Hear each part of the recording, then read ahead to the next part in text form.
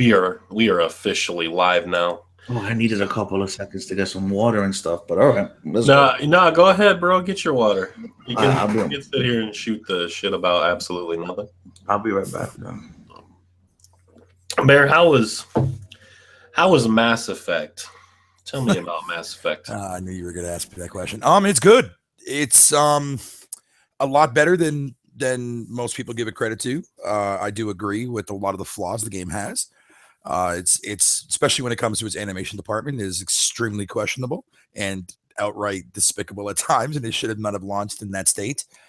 Bugs and glitches accounted for too as well. Thankfully, though, I didn't run into a lot of bugs and glitches that a majority of people in the community actually had to face, so I'm blessed for that.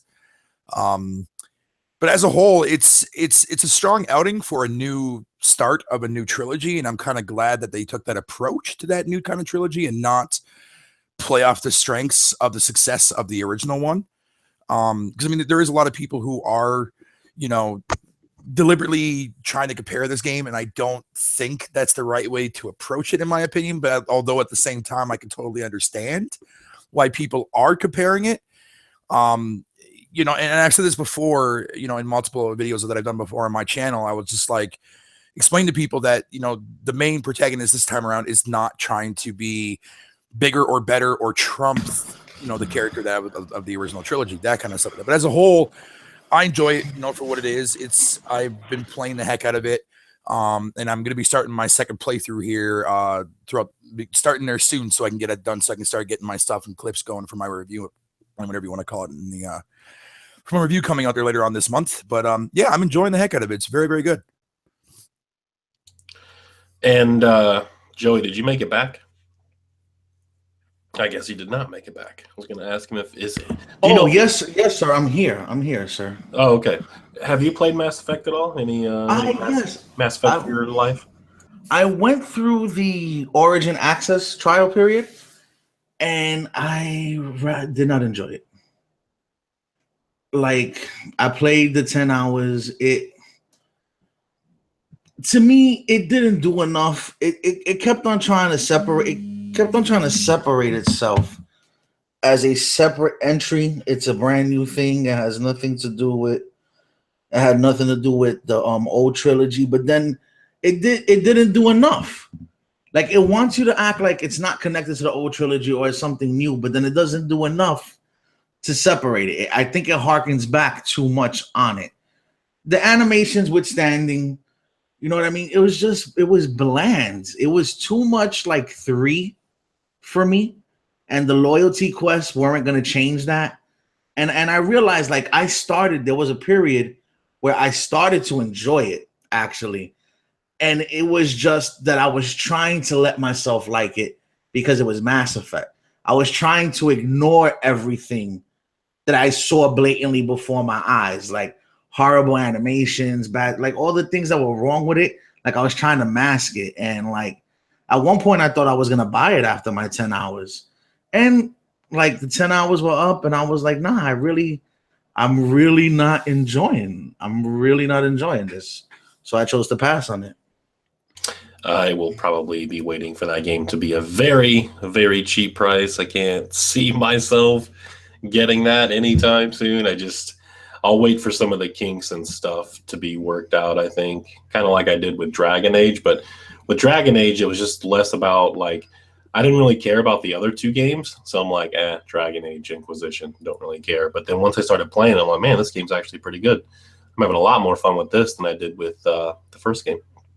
So I guess we'll see what happens with Mass Effect Andromeda. I don't know. I didn't like the other Mass Effect games either. So I guess we'll see. Oh man, this tea is so good. It's good. What is it? Peach, honey. Lemon? It's just tea. Yeah, it's just lemon tea. Oh, yeah. There's lemon tea. Okay. I put my own honey in it. I put some organic dog shit in there. You never know, right? Like, I guess I have a little twigs and berries and whatnot. Yeah. I still got a little bit of a cough. My throat's all itchy. Yes, that happens when you like the same sex, I guess. I'm just kidding. Totally kidding. I'm just kidding. Don't even mind me. Don't even mind me. I just came off of like a 19, excuse me, not 19, an 18-hour day. So you guys are gonna have to bear with me. So the big one, at least to me, um, for this podcast episode, we're episode 5 now, right? For the Divide, I think Yes. yeah, we're episode 5. Yeah, Yeah, 'cause I joined that 3. yeah. Okay. So, and Joey is my go-to co-host. Like he is the co-host. So anyone that he wants to bring in, he can. And Bear, thank you again for being here. I do appreciate that. Hey, it's an honor being here. Thank you. Oh, that's gonna make me cry. Destiny 2 is coming Yes. to the PC. The game's just coming out, period. I would assume this year, sometime in the early or late fall. And I got to tell you, I don't know how excited I am. I don't think I'm too excited, but it's less about that I think the game will be bad or something, and more about like, there were a lot of reports early on when the original Destiny came out that Microsoft were hoarding some of these third-party games. Microsoft and Sony, excuse me, if I didn't say that already, were hoarding some of these third-party games to make those consoles feel and seem more worthwhile than they were at the time, because there just really wasn't a whole lot to play.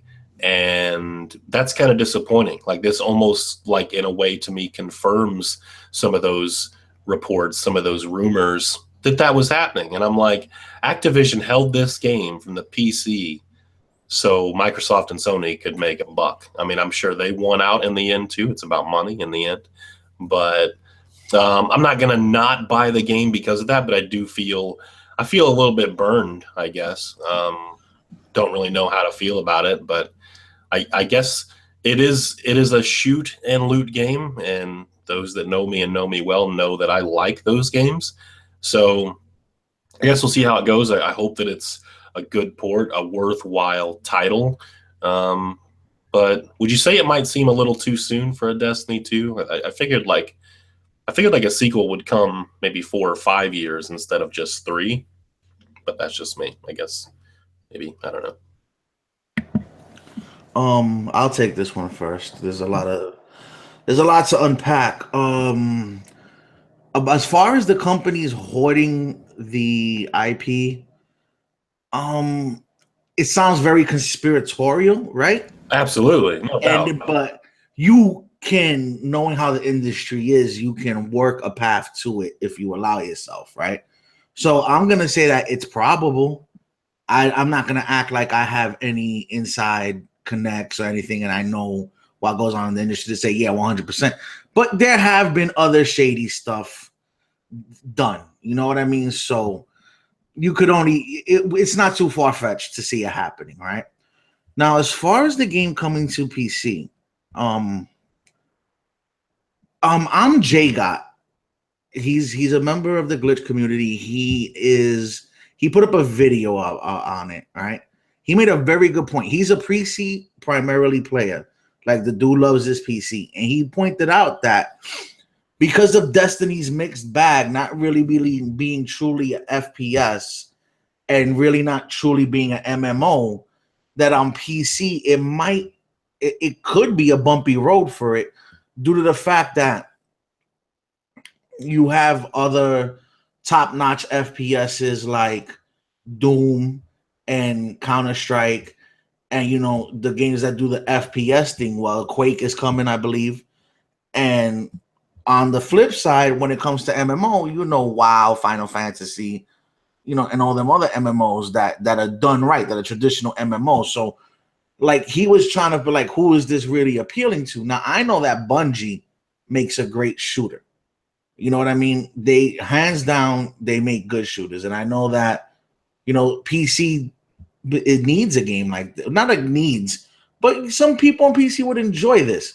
Now, if it's going to be a stunning success, I know this: if Activision tries to nickel and dime the PC community the way they did the console community, the community, I feel, is going to die straight away. Knowing from what I know about the PC community, being a member of it, you know what I mean? That's one of the things that just don't stand. And then that's the other thing that bothers me about this game is The game's not here to September 8th, right? It hasn't even gone gold yet, but they already have the expansion roadmap.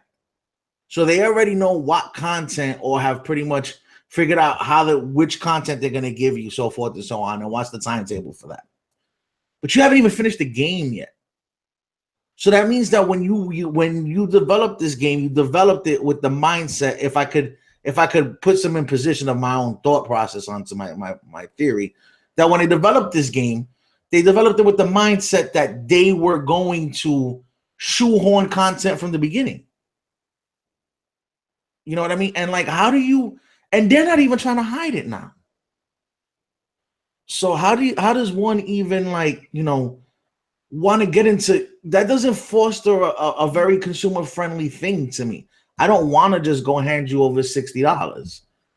And that being said, the time frame, as many people as were still playing it, as many people are addicted to this game, you got to keep the gravy train rolling. And the thing is that Destiny had to get it out now, because remember, they had this 10-year plan. This game was supposed to span 10 years or so, or whatever. And if Destiny doesn't deliver the game within a set amount of time, Activision gets a certain percentage of Bungie. So Bungie has to get this game out, you know what I'm saying, within this allotted time. So that's kind of scary, though, too, because you got to think that hopefully this isn't some rushed product just so they can keep a percentage of their company. You know what I mean? Like, that's exactly what we don't want. I don't want it to be rushed. For them to keep their company, I could see them doing whatever they had to do. It's sad that Activision imposed this upon them, or that the gaming space let a company like Bungie wallow in the wind to where they had to accept a deal like this.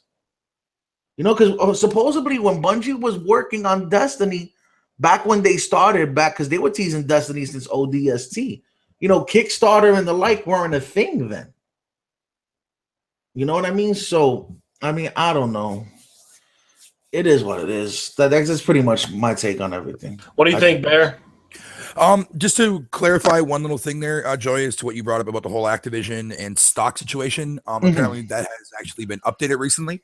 Okay. According to Kodaku here, Bungie came out and has denied this as a case, and basically stating, and I quote, "There is no scenario where Activision or any other partner we work with is awarded Bungie stock." Now, this could just be typical the defense mechanism, you know what I mean, to get people not to be worrying about that. But it is rather interesting to see that Activision, or that news surface related to Activision and the whole entire stock thing. And then a couple weeks later, boom, Bungie announces Destiny 2, right? But yeah, now I do agree with you on the statement when you said about the whole, they already got the roadmap already completed already. They got that all ready to go, and the game hasn't even gone gold yet and are still being worked on. And I'm not a fan of games that do that. I mean, it happened with the same situation with Evolve. Evolve was announcing DLC before the game ever got a full-on actual reveal. And I'm not a fan of games that doing that. To me, it's just kind of just proves that there's content that you're taking out of the game that should technically be there when you already announced. Evolve had like $140 worth of DLC day one. That's crazy. Yeah, right? That's crazy. And when I saw the collector's edition, now I don't know if this was because it was posted on April Fool's. I don't know if this was fake or not. I don't think it is, because it looked too real to be fake. A $250 collector's edition that comes with like a laptop carrying bag that's like Destiny design with expansion pass and everything too as well. Look, to be honest, man, no matter what we can say on the contrary of all the negative stuff for the first year of Destiny, and even though Bungie came out and said too as well just recently, actually 2 days ago, in fact, about how they're still going to be supporting Destiny 1 throughout the course and development and support of Destiny 2 too as well. So they'll be doing both games simultaneously, which is kind of weird, I guess, but there are a lot of people that play Destiny this very given day. There's a lot of loyal fans that will die for Destiny and play religiously. So this one here is definitely, no matter what we may say on it from a positive or a negative standpoint, this game is obviously going to be a massive hit for a lot of people. I just hope that they don't do the same trends as far as all the stuff that went down with the first game, with all the debacle and the court cases and everything else like that. So hopefully that won't be the case. And but at the same time, it's like with people like myself, I didn't get into Destiny until way later on. I think it was around when that Iron, wherever the heck that Iron DLC that came out was when I finally got into it. I really don't want to see a lot of people end up getting screwed out of the actual aspect of like missing content, storytelling, and everything else like that. And I really hope to God that they don't take that approach this time, which I'm pretty sure they're obviously not going to. But we'll see how it goes. We'll see how it goes. So I didn't even know all of that stuff about the roadmap and all that stuff already being planned out or whatever, but it sounds I can't say it doesn't sound like Activision because it definitely does. So I don't really think I'm all that surprised. I'll wait and see. That game is, especially in terms of like the PC version, it is a wait and see approach for me for sure.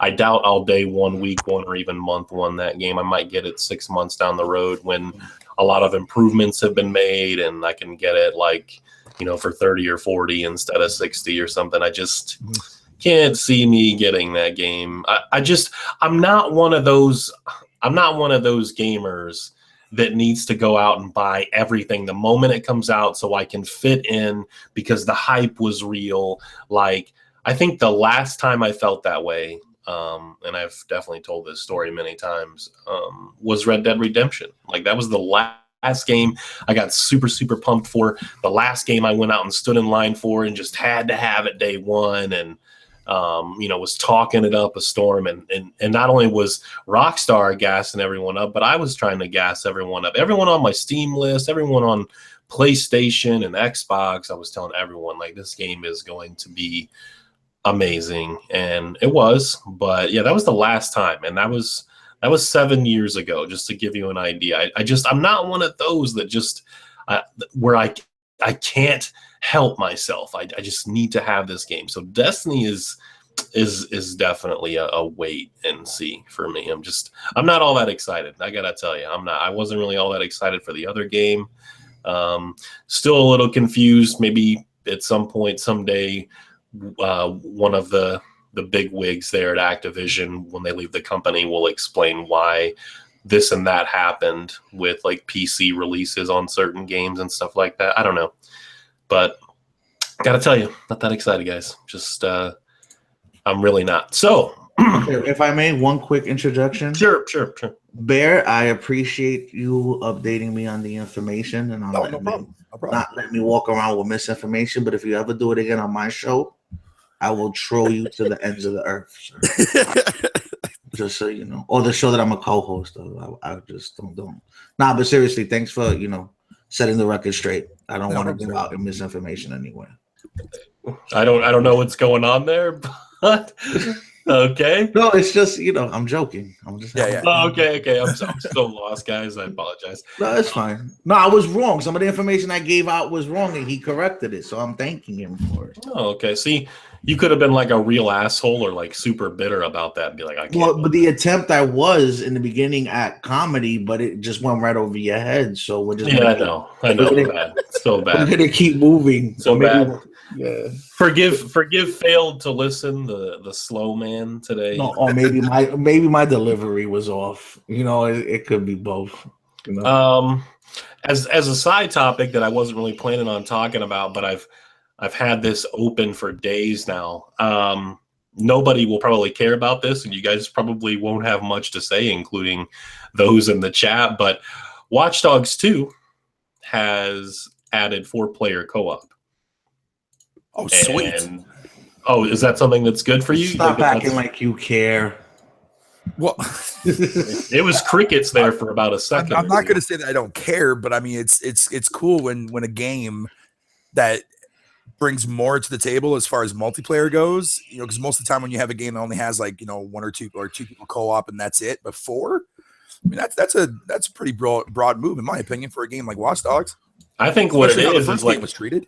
The game is just kind of dead, and what's really bad is everyone that's played it says it was a much better game than the first one, but nobody really bought this one, at least in the same way that they did the first one. I guess people were like, I got really burned on the first game, and it wasn't as good as Ubisoft made it out to be. So, not buying the second game. And now they're just kind of trying to scrounge and do anything and everything to make it seem more worthwhile. I don't care.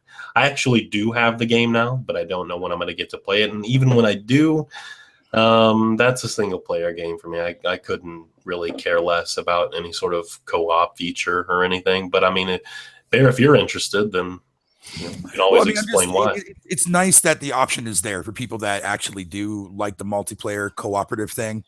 You know what I mean? Especially for an open world game like Watch Dogs, it's all about hacking things and whatever you want to call it. So I think there could be some interesting ideas to be played off of that. And I mean, but it just as an option, I just think it's cool that an option is there. I mean, me personally, I'm not really a fan of the series, but for those people that are out there that do enjoy Watch Dogs 1 and 2 and whatever the case may be, like they now can have a reason to go back and play it with like more than just another person, you know? So it's a nice option, man. It's a nice option. Pretty much what Bear said. Like I got the game when I bought my Blue Yeti Blackout. I got it for free. I installed it, played it for like an hour, and haven't gotten back to it. So that mic's worth it though, right? That mic is beast. Well, yeah, because the same one I do now. Yeah, because either I paid $20 for a microphone and got a game for free, or no, either I played. Yeah, it doesn't matter. I got it for free. But the thing is this: like, there seems to be some optimization issues and so forth, and then it missed me. It missed me completely. The fact that they put 4-player co-op, hey, if people want to play the game that way, like Bear was saying, like I always say, it's always good to have options. Options are not bad, right? And so if it gives, it's not about giving the game life in my mind, right? It's about giving the person who purchased the game an alternative way of using the game and maybe him getting more out of it that he could than he would initially, right? So in that regard, you have to look at it and be, kind of grateful for that individual being able to do this now, if that's what they want to do. So I think what would be great is if we could finally get a Lego game that had online co-op. Like, tell me that those games aren't screaming for online co-op, and you can only play them locally, right? Like, Lego Worlds is online. But that's not, but I want one of those that are like the Harry Potter shits or like Batman some of them are. I don't think any of those are online co-op. Some of them were. The Star Wars ones had online co-op. Did they? Are you sure? Yeah, because I remember playing it online with my mom's boyfriend's son a long time ago when I had the 360. I'm gonna have to look into that. That's interesting because I don't remember that being the case. Go ahead. No, I'm gonna say your mom's boyfriend's son. Wouldn't that be your stepbrother? I mean, like, because they're not married and it's his son. Did you put your balls on his drum set? Have you seen that movie? Yeah, I've seen that movie. That movie is hysterical. I don't even really like Will Ferrell like that, but like in that movie, I cannot deny that it was really, really good. I like that movie a lot. So for those that care, Eurogamer is reporting that the next Call of Duty game is indeed Call of Duty World War II. Now, I guess my question is, this isn't really a surprise, but do you think, I don't think, I think at some point they would have went back anyway, but do you think this is a response to Battlefield going back to World War I? Or like, I mean, is it even gonna matter? Like, is the Call of Duty name finally dying? Like, are people just kind of fed up with the same play style, the same gameplay? I won't be buying it day one. Obviously, I think that probably goes without saying, but I won't be checking that game out. I mean, they'd have to do some, like, they would have to put the game on a completely new engine. They would have to show me that they put a very worthwhile effort into making a good, 10 to 15 hour single player campaign, something truly mind blowing. Just great storytelling, amazing visuals. I guess it would still feel like Call of Duty in a way, but I just can't see them doing enough that would get me to go out and buy like the last one I bought day one was Black Ops 1, if that gives you any idea of how I feel about Call of Duty at this point.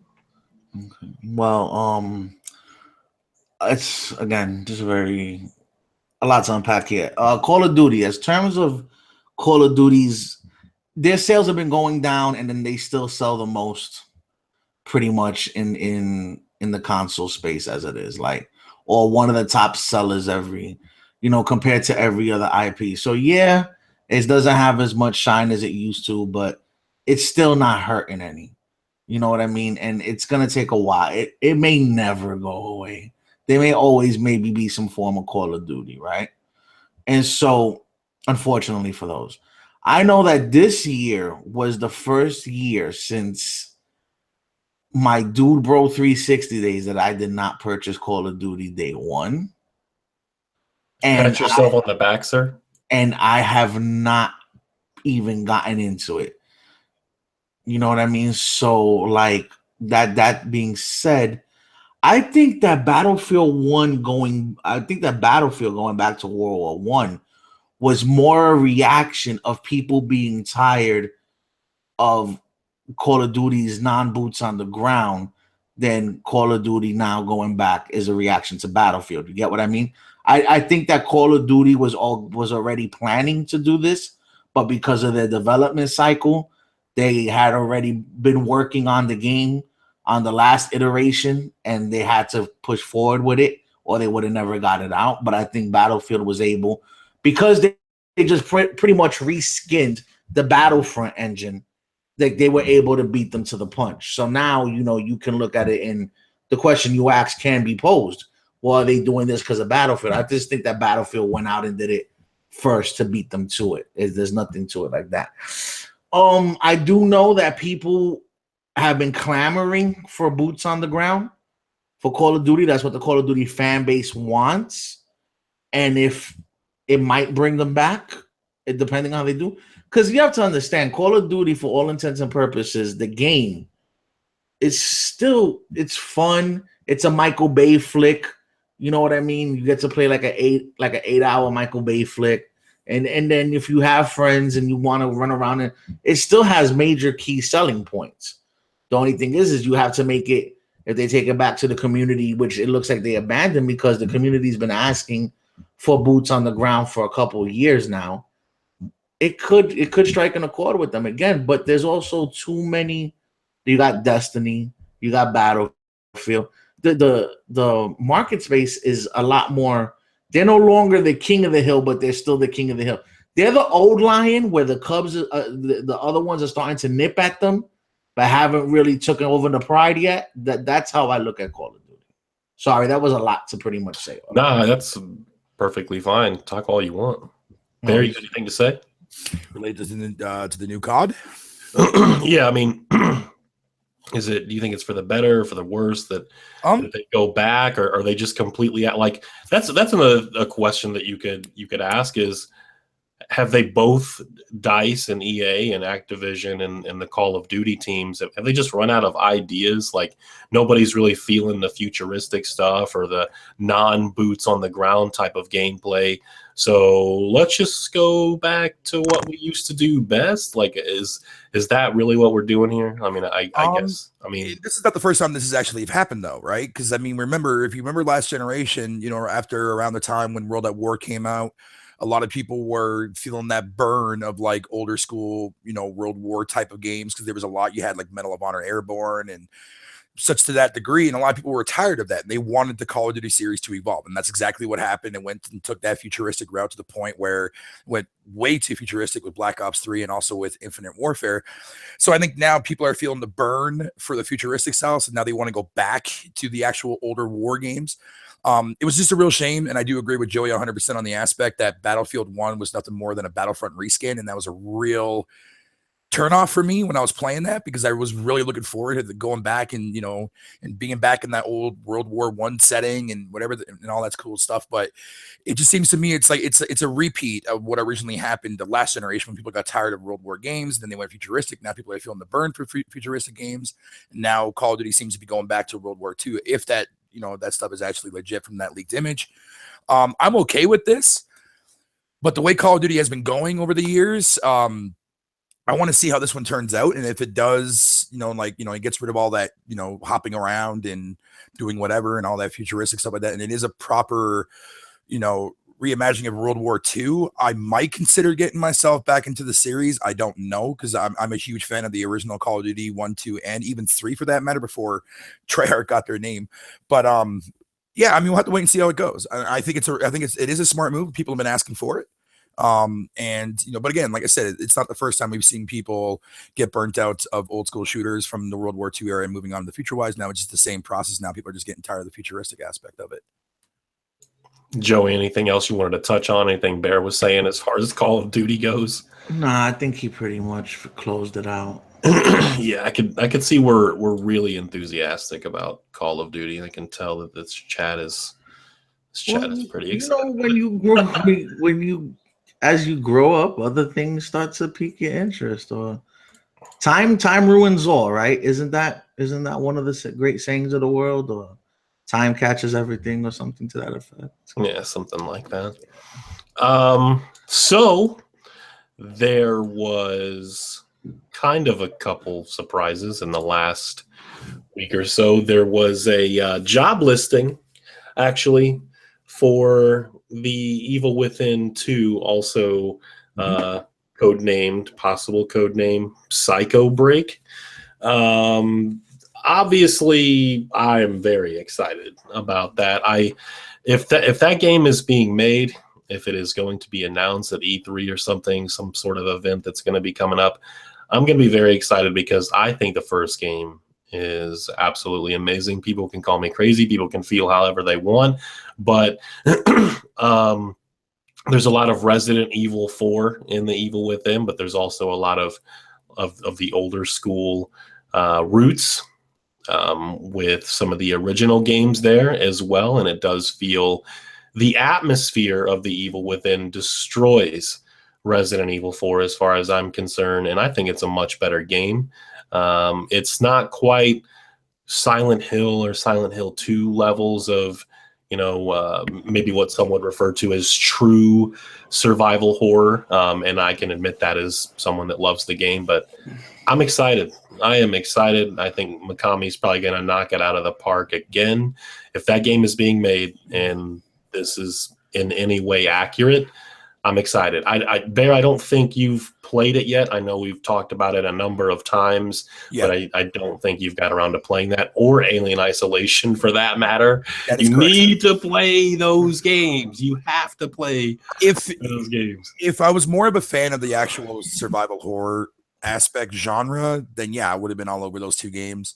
Um, and it's funny because a lot of people in this community who know me very well, I'm a huge Resident Evil nerd. But I don't play those Resident Evil games because of that genre.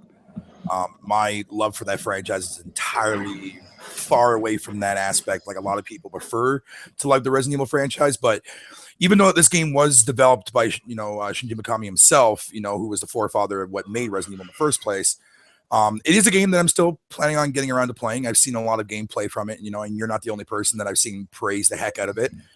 It is on my list of games, but it's on more along lines of games that I want to buy from my backlog, really. And same with Alien Isolation as well. So I'll definitely get around to playing them. But I mean, if I was more of a bigger fan of that genre, I would have definitely have gotten it fairly early on, and it would have been higher up on my list. But as of right now, I'm just kind of sitting on them, just waiting for the right time to be in that mood mindset to want to play them. So yeah, but it is cool to see that there actually is a sequel coming out. So that's gonna be pretty cool. I still can't believe you haven't got back to The Witcher 3. I am disappointed. I'm I am disappointed. I'm so disappointed. Joey, did you play The Evil Within? Did you enjoy Yes, it? I did. I kind of enjoyed it, but the issues with it became too hard. It became too much to overcome as I got deeper in the game. Like the You couldn't frame, finish it then? yeah, like the frame rates, the 30 FPS, the console nature of it. Really, like, I feel like that game needed to be a little bit more fluid. The animations, it became not fun to play. But when I was actively trying to play it, I did enjoy it up to that point. I think I got up to, like, I was fighting that creature that turns over backwards and is chasing you in that area where you have to light it on fire, the furnace area. Right. Yeah, so it's not like I didn't play it, but I got into it. That genre for me is not something that I tend to. I'm probably more excited about Outlast 2 than I am about The Evil Within 2. There was something about Outlast that really, like, it. I played Outlast at like 3 a.m. with all the lights off and headphones on.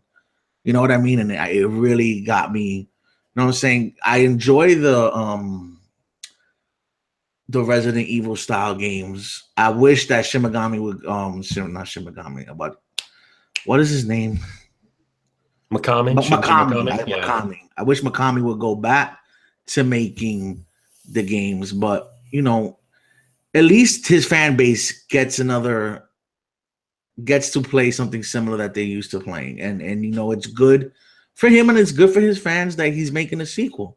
Am I gonna be all over it day one? Probably not. I'll probably pick it up. I was thinking about they uncap the frame rate on PC finally for the Evil Within? You can Or it's still a workaround that you have to do? I think there's a workaround for like an uncapped, but like you can play at 60. Okay, just straight off the download is you can do 60 straight out the box. I'm pretty sure that there is a little box that you can tick 30 or 60. Yeah. Okay, so then I might go back to it and try to play it at 60 FPS and see if that actually makes the experience better for me. Other than that, I'm like, you know, it's always good that there's IP, new IP that's successful that they can now turn around and run into the ground again. But while it's still fresh, yes, give it to us again. You know what I mean?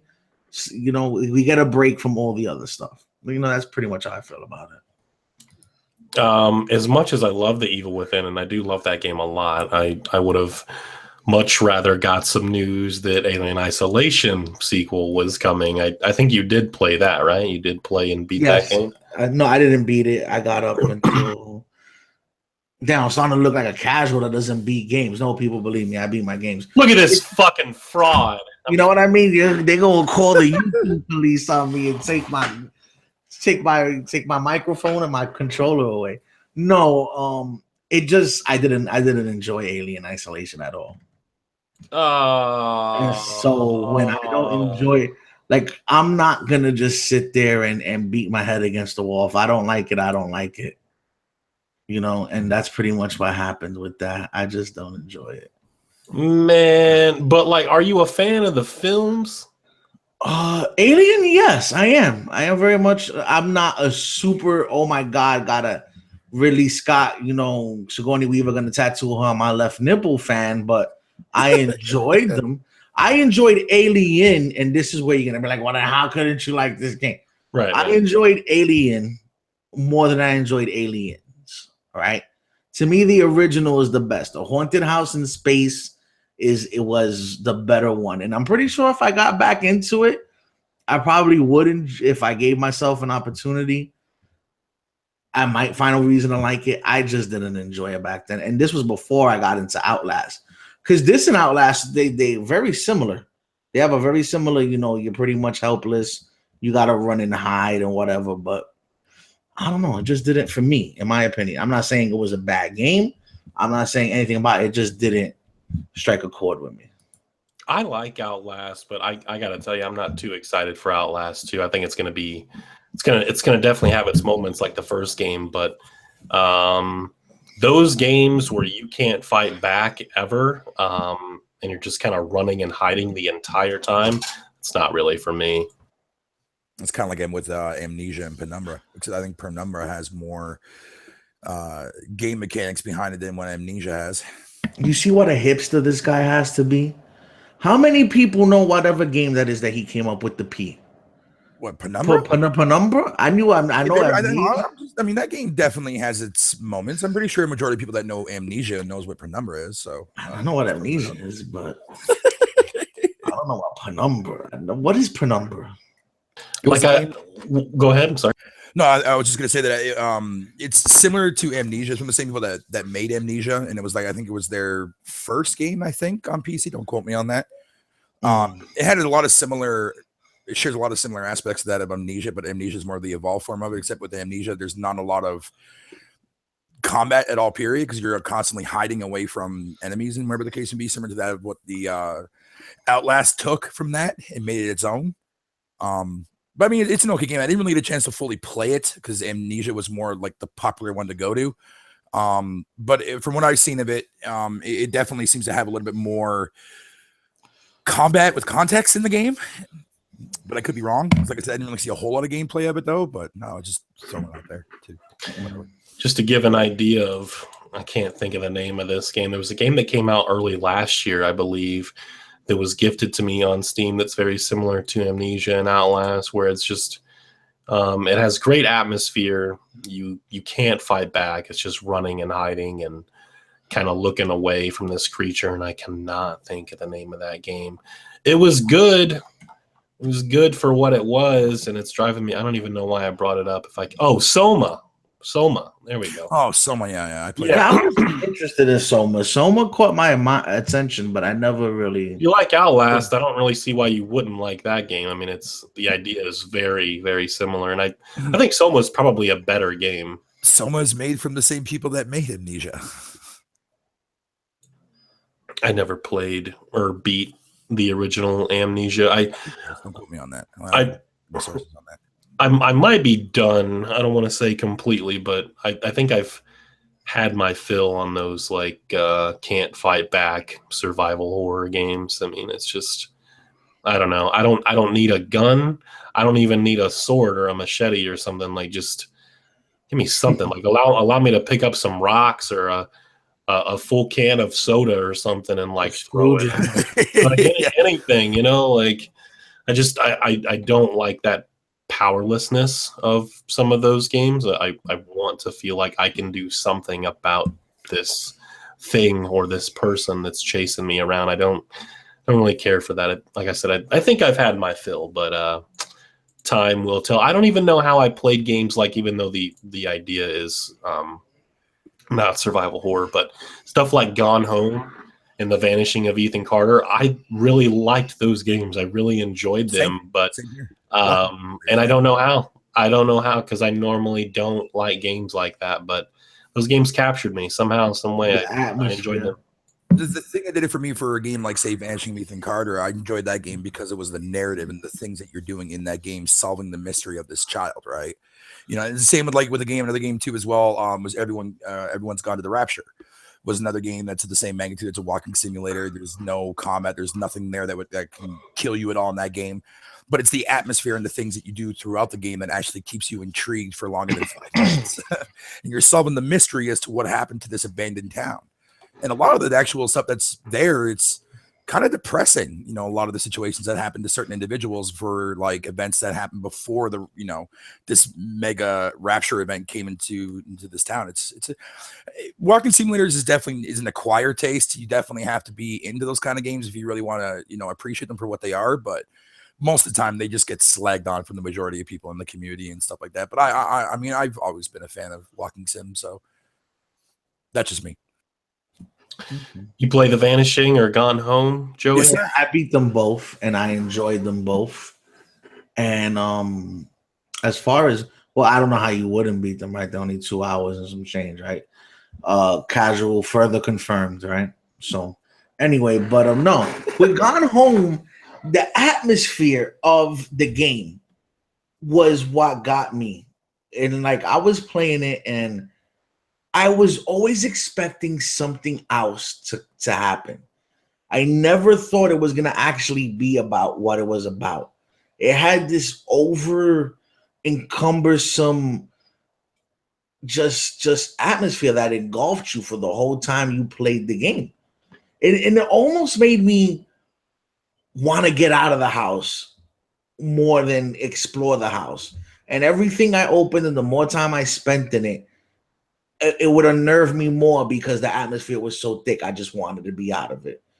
Ethan Carter was my first walking sim, was my first experience with a game like that on PC and everything. And it was rather enjoyable. I enjoyed trying to piece together a story and watching it unfold in front of my eyes. That was really, really good.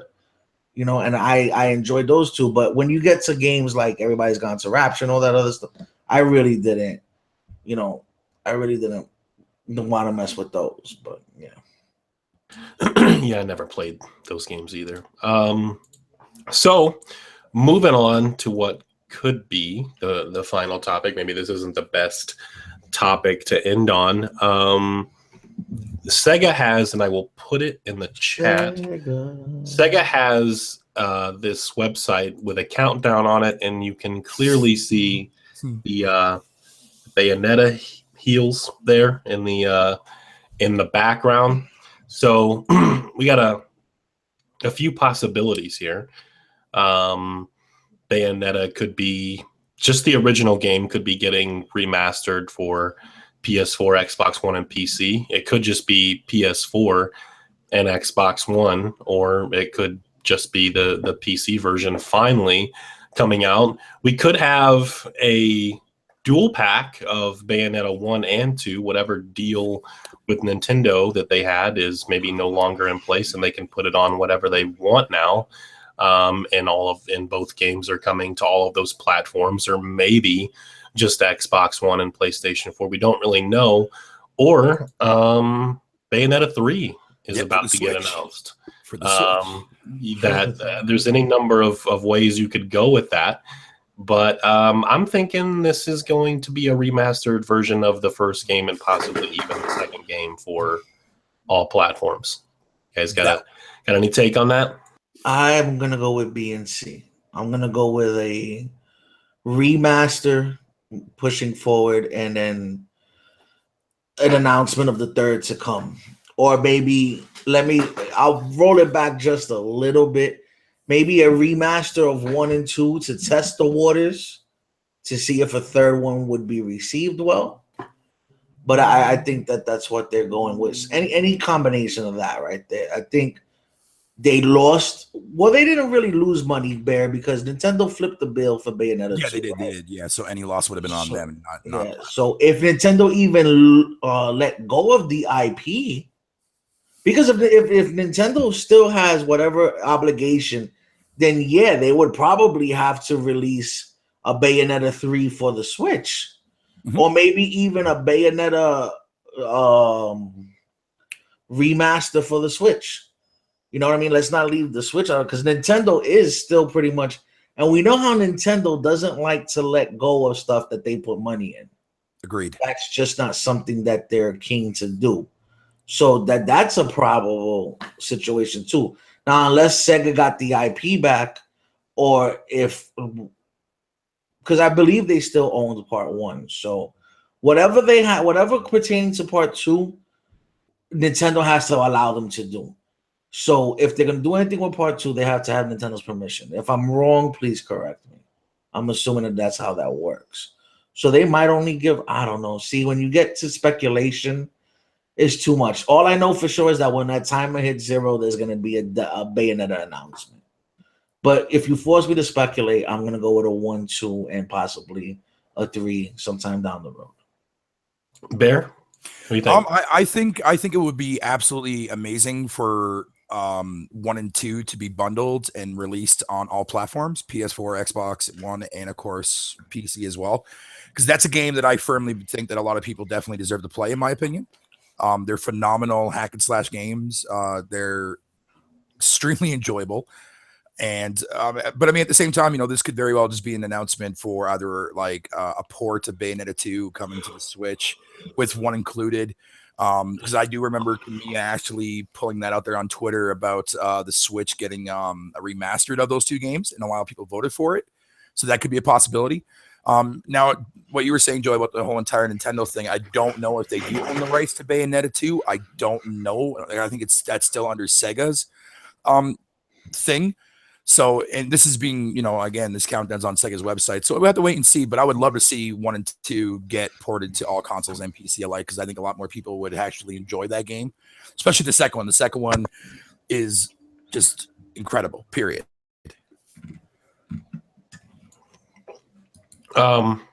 So with that being said, I would obviously like it to come to PC, both games, but if it's just the first game, I'll take it, because I made the mistake of buying the first game on PS3 and I had a 360 as well, and the 360 version did run at 60 frames a second.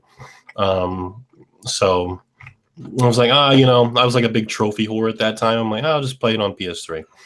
I never ended up beating the game anyway, but if it came to PC this time, I would support it, especially if it was a good port, and I would finally get around to beating it at some point, I'm sure. But outside of that, I'm excited to see what it is, but I don't know how much. Excuse me, I'm eating some leftover pizza like a true slob. Enjoy. I don't know how much involvement Nintendo would actually have with this, and it does seem weird that Sega would have a countdown for this if it wasn't something special. So I'm with Joey. I think it's going to be a dual pack for all platforms, and possibly even a Bayonetta 3. It kind of just depends. They might take the wait and see approach. Like if this remaster does well, whether it's just the first game or a dual pack, maybe take the money from that, and yeah, maybe we can have Platinum make us one more game or something. So have no idea about the second game. I have no idea how it ends, if it's like a cliffhanger or phenomenal. Or if they kind of led into a third game or whatever. But whatever they're doing, I'm sure it'll be good, because Bayonetta 1 and 2 are kind of viewed as two of the greatest action games ever created, period. So yeah, I'm excited either way. Anything else? Any other topics that you guys wanted to touch on before we close this out? I just wanted to ask you real quick what your thoughts about with System Shock 3 on the horizon coming out soon. Gotta tell you, who's making the game? I forget what the developer is called, but I know it consists of a lot of the people that worked on the original first two games. Because wasn't someone like some... I will actually look that up real quick, unless somebody can mention it in the chat for you. I know there was a group of developers that were remaking the first game. I'm excited for this one, man. I cannot wait. I mean, sadly, I'm going to have to play it on the console side because my PC will not ever be able to ever run this game. But with the first remake coming out for consoles as well, and trust me, I know this since your audience is more of a PC side. Yeah, I know I'm going to be playing the peasant version. I will agree with you guys on that one. Other side, Entertainment is making System Shock 3. And it's using the Dark Engine, I believe is what it is. That's what I'm looking at here on the Wikipedia page. The publisher is going to be Electronic Arts. That definitely does not hold any weight for me a little bit. But anyways, I'm really excited for this game, especially even with the remake too as well, because System Shock, especially with the sequel, System Shock 2, I would put that above the BioShock games any day of the week, in my opinion. Just the way that game was told story-wise and the way the gameplay, paces itself. And I'm not really a fan of BioShock, but I'm not getting into that. But yeah, this is definitely one of those games that I'm beyond ecstatic for, and I really can't wait. But I don't see that game coming out anytime this year, unless I heard a rumor that's supposed to be coming out this year. But I think that's for the first game, though, for the first remake for console-wise. But I'll be playing the peasant version, so I don't care. As long as I get to play, I don't know if I can be your friend, because you said you're not a fan of the BioShock games. I don't know if we can be friends. The BioShock games, like, I really wanted to really dive into that world, and it is a phenomenal world to be in. Don't get me wrong, because I liked Infinite. I thought Infinite was good. It's just for whatever reason, like the first game, it took a lot out of me to get into it. Maybe it was just a mindset that at the time when that game came out, and maybe I might have to go back and revisit them. Which is why I do want to get the actual BioShock trilogy eventually at one point, but I don't know. There was just something off about that game. And like the second one, when I did play the second one before, at the time when I think it was the third one that was getting ready to come out, and I picked it up and it was dirt cheap. I tried getting into it, and there was just something off about it that I just could not stand about at the time. So I don't know, but I am going to go back and revisit those games eventually, because I didn't mind Infinite. I think Infinite was a prequel, if I'm not mistaken, to 2, 1, and 2, but I don't know, but I've always been a fan of System Shock. You know what I mean? But I had this weird fetish when it comes to like playing certain games that I grew up with on PC, like Unreal Tournament and Quake. And then I hold those games to a higher standard. And I think that's what I'm doing here with System Shock as well. But that's something that I need to kind of be easy on that, because a lot of people can definitely get upset over that. You know what I mean? To an extent, but it's just, just my mindset. That's all. Joey, any other topics that you might know about that maybe you wanted to discuss? Any questions? Right now, nah. I'm just waiting to see what they say about Scorpio at the end of the week, because that's a rumor, right? That's not confirmed. It's coming. They're gonna announce the spec on Thursday. Oh, okay, that's gonna be interesting.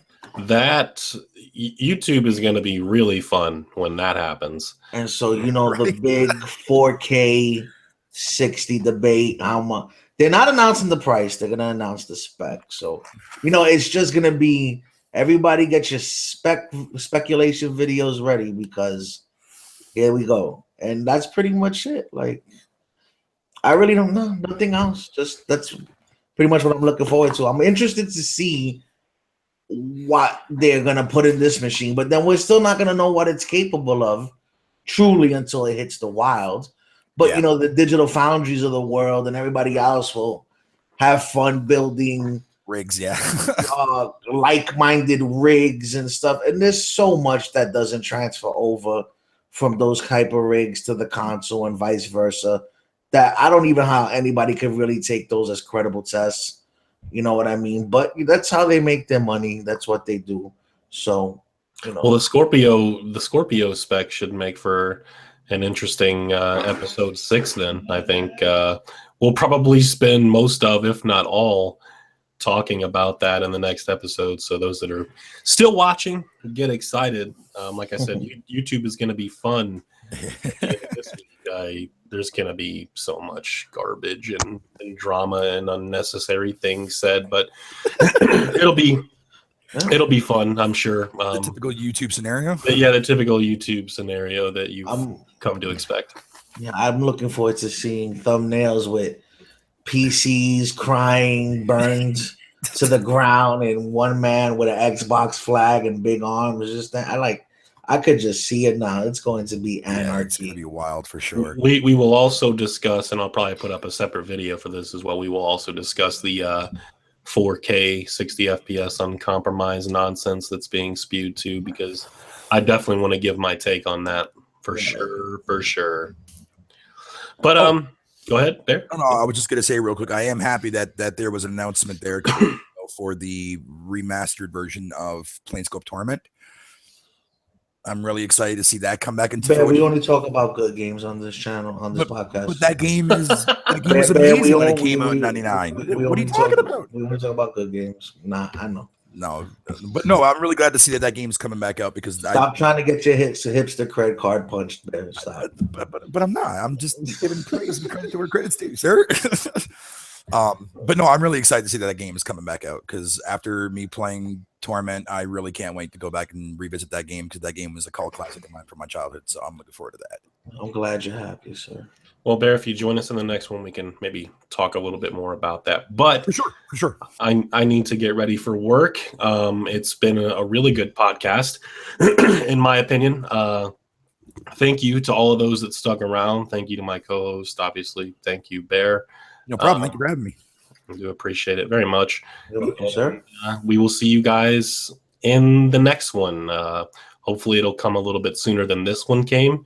Just need to get more consistent on the whole schedule situation. So that's it. That's all. Thanks again. You guys have a good one. Peace. Thank you.